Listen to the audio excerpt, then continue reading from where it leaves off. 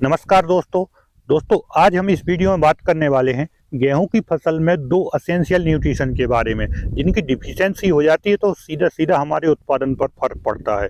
और अगर उनकी डिफिशियंसी दिखती है तो हमारे किसान भाई अनजाने में किसी दूसरी चीज़ का स्प्रे कर देते हैं, जिससे कि उसकी डिफिशियंसी मतलब उसकी कमी कम तो होती नहीं है, साथ में किसान की लागत भी बढ़ जाती है।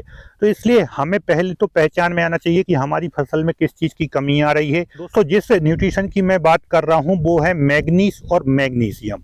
मैग्नीशियम को Mg से बोलते हैं और मैग्नीज को Mn।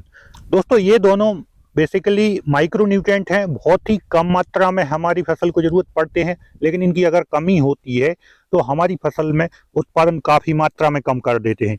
और हमारे किसान भाई समझ भी नहीं पाते हैं कि आखिर ये कमी किस वजह से आ रही है। दोस्तों अब इनकी डिफिशियंसी मतलब कमी को हम कैसे पहचानें ताकि जिस चीज की कमी है आप वही चीज का स्प्रे करें, किसी दूसरी चीज में आपका पैसा वेस्ट ना हो। तो दोस्तों वीडियो में अंत तक जरूर बने रहिएगा, बहुत ही इंफॉर्मेटिव वीडियो होने वाली है। तो दोस्तों जैसे मैग्नीज की कमी होती है या मैग्नीशियम की कमी होती है तो दोनों ही कंडीशन में गेहूं पीला पड़ता है या पत्ते पीले पड़ते हुए दिखाई देते हैं। अब कहाँ पड़ते हैं वो हम वीडियो में जानते हैं। अब लेकिन दोस्तों गेहूं में पीलापन दूसरे तत्वों की कमी से भी आता है, तो वो भी हमें पहचानना आना चाहिए, तभी जाके हम सही ट्रीटमेंट कर पाएंगे। अब दोस्तों कई प्रकार की फंगस की वजह से भी गेहूं में पीलापन आता है।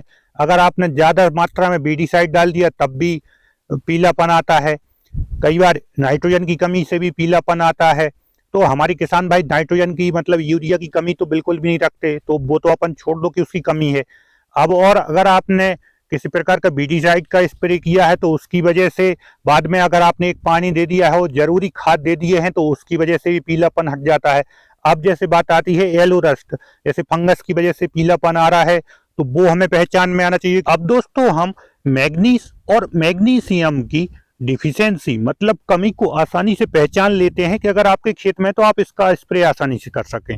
उसके साथ में हम एलोरस्ट की भी पहचान करते हैं, क्योंकि इसकी कमी भी इन दोनों की काफी सिमिलर ही होती है। तो कहीं आप मैग्नीशियम या मैग्नीज के जगह पर किसी फंगीसाइड का स्प्रे ना करें। तो यहाँ पर दोस्तों अगर देखें तो हम किसी एक प्रकार पत्ते को देखते हैं जो पीला पत्ता है, तो इस पत्ते को जब हम हाथ से ऐसा रगड़ेंगे तो हमारे हाथ में हल्का लाल लाल होना चाहिए, मतलब जो पत्ते के अंश है वो हमारे हाथ में छप जाना चाहिए। तो यहाँ पर किसी प्रकार का नहीं दिख रहा है, मतलब उभरा हुआ रहता है पत्ता, तो वहां पर समझ लीजिए कि वहां पर येलो रस्ट है। अब हम यहाँ पर देखते हैं मैग्नीशियम की और मैग्नीज की डिफिशियंसी।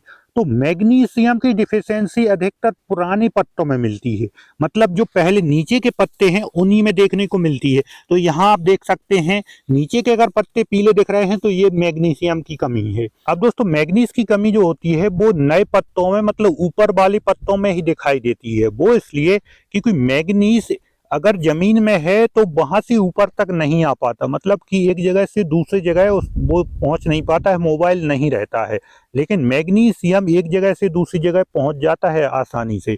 तो अक्सर वो बिल्कुल ऊपर वाली पत्तों में ही दिखाई देती है, ऊपर की टोनों में दिखाई देती है, तो वहां पर आप समझ जाइए मैग्नीज की कमी है। और अगर नीचे वाली पत्तों में दिखाई दे रहा है पीलापन तो वहां पर आप मैग्नीशियम की कमी समझ सकते हैं। और अगर पीले पत्ते को हाथ से ऐसा रगड़ने पर अगर आपके हाथ में छप रहा है लाल लाल पीला पीला और अगर उभरा हुआ दिख रहा है तो वहां पर येलो रस्ट हो सकती है। तो इन सब का ट्रीटमेंट बहुत आसान है। अब जैसे मैग्नीशियम या मैग्नीज अगर इनको हम स्प्रे करना चाहें तो फोलियर स्प्रे के माध्यम से दे सकते हैं, बहुत ही कम कॉस्टली होते हैं, मतलब कि 125 से 150 रुपए में ही 1 एकड़ में हम आसानी से छिड़काव कर सकते हैं। और इनकी अगर पूर्ति कर देते हैं तो सीधा सीधा 15 से 20% हमारा उत्पादन बढ़ जाता है।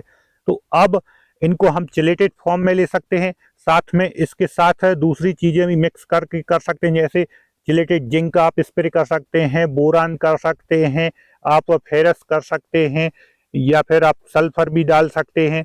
तो इनको आप दूसरे तत्वों के साथ भी स्प्रे कर सकते हैं। तो दोस्तों आप मार्केट से इन सब का मिक्सचर खरीद के भी स्प्रे कर सकते हैं, जिससे कि इनकी कमी आसानी से दूर हो जाएगी, बहुत कम मात्रा में जरूरत पड़ती है।